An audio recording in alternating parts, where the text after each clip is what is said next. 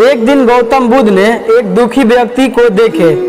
व्यक्ति बुद्ध के चरणों में गिरकर अपने दुख दूर करने का उपाय जानना चाहता था।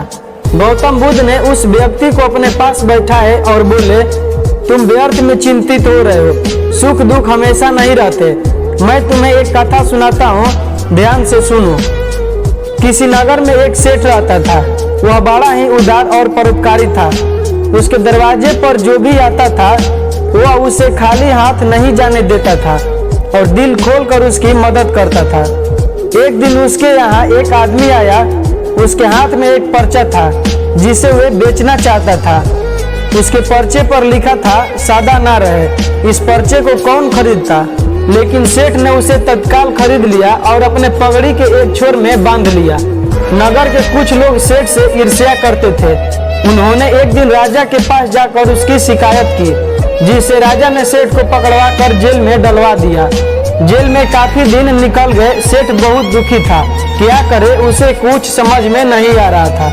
एक दिन अकस्मात सेठ का हाथ पगड़ी के गांठ पर पड़ गया। उसने गांठ को खोलकर पर्चा निकाला और उसे पढ़ते ही उसकी आंखें खुल गई। उसने मन ही मन कहा, अरे तो दुख की बात क्या है, जब सुख के दिन सादा ना रहे तो दुख के दिन भी सादा ना रहेंगे। इस विचार के आते ही वह जोर जोर से हंस पड़ा और बहुत देर तक हंसते रहा। जब चौकीदार ने उसकी हंसी सुनी तो उसे लगा कि दुख के मारे पागल हो गया है।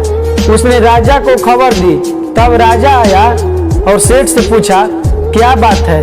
सेठ ने राजा को सारी बात बता दी।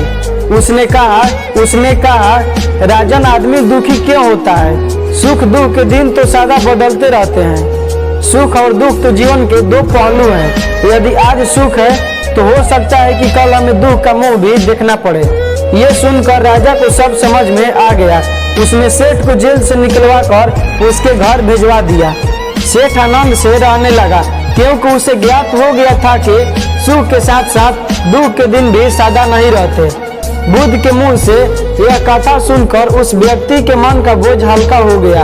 उसने गौतम बुद्ध का आशीर्वाद लिया और अपने घर की ओर चल पड़ा।